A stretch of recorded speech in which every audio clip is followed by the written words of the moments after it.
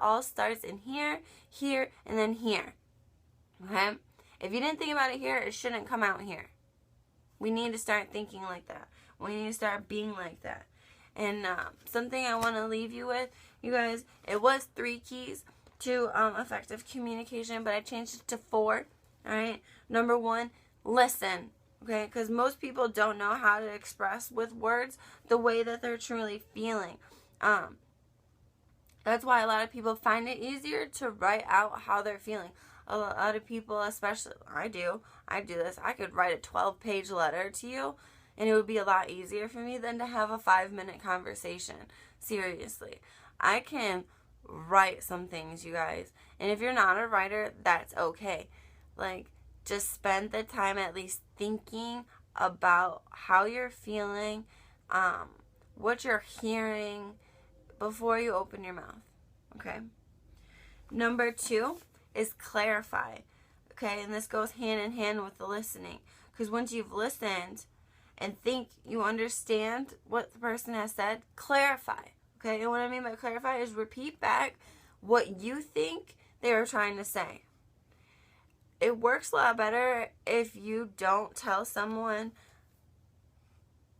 I think you mean this. Don't say that. That's not saying what you think. That's still saying them. You don't want to tell them what they're doing. Just repeat back to them stuff that, key words and stuff that you remembered from what they said. Okay? If you're really listening, you'll be able to repeat something back. It's a short-term conversation. You shouldn't forget that quick. Otherwise, you weren't truly listening to the person. Okay? Or you're just not interested in what they have to say. And then that aspect, you have no business really talking to this person. But yes, clarify. Repeat back what you think that they were trying to say. If you misunderstood, then they would clarify right back. It's easy as that. You don't have to sit there and tell somebody what they mean. You don't have to tell somebody how they're coming off to you. Because if you just say, repeat back, if you didn't understand, you would say it wrong. And they'll be like, no, that's not what I meant. Maybe I worded it wrong. And then they'll try to reword what they say so that you can get it a little bit better. And you should do that also. If when you're speaking and somebody repeats back to you stuff that you've said and it's not right, don't get mad, don't get angry, or don't get upset or frustrated. Just reword it. We're not the best speakers. We don't get paid for this. I mess up all the time on these videos with words and stuff. It's life, you guys.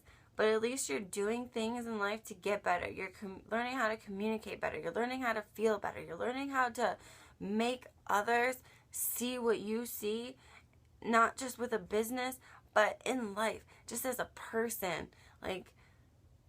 It's awesome, okay? Number 3, do not prejudge or assume you know what the other person is trying to say. This is why it is key to clarify what you think that they are trying to say. Because when you prejudge or assume, you are increasing the chances that you will make a big mistake in misunderstanding them and their message. And if leave at that point, if you walked away, you could go home with a totally misconstrued message. You could, something that was meant to be positive, something that was meant to, outreach to you or help you or to show love to you, you could end up taking in a negative way because you prejudged, because you assumed, okay? Don't assume, they just want the money, they just want to recruit me, or he just wants to get away with it, so he's telling me he loves me. You guys, stop prejudging. Stop making assumptions in your mind before conversations even happen. As soon as somebody opens their mouth, I see that people are just, you can tell in their facial expressions and in their body language how they're about to receive this message. People are no longer going into conversations or situations with open minds. We are becoming a closed-minded people, and that's not good. We have to stop. Open your mind. Okay? Number 4 that I want to add is the word choice. Make sure that you're choosing the right words. Make sure you're using positive phrasing instead of negative phrasing. Make sure When you're in a relationship, make sure you guys are using we's instead of me's, okay? When you're in a business relationship also, make sure you're using a we and not a me, unless you're doing the whole, if you don't join, or if you don't want to be a part of it, or if you don't believe in it, then I'm still going to make money. I'm still going to do this. I'm still going somewhere. That's fine.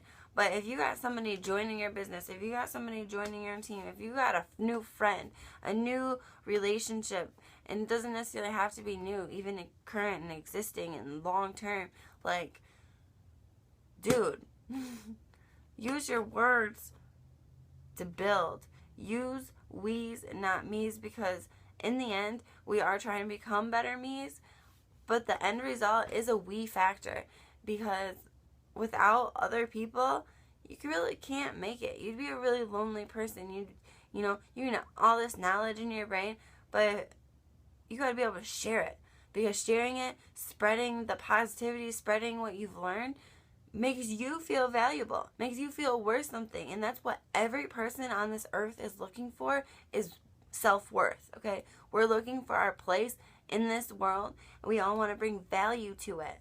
So that's all we're all trying to figure out. So we need to support one another, whether we see the same things or not, because we all kind of want that same end result. So smile at each other, use positive phrasing, and just kill this terrific Tuesday, you guys. Go out there and do what you got to do, grind out, and smile while you do it. And stop saying you can't do this, because guess what? Damn it, you can do it. You are doing it. You've watched these videos for 59 days, or however long you've been watching them. I've been doing them for 59 days. Tomorrow will be day 60. 60! And this was just some idea I had.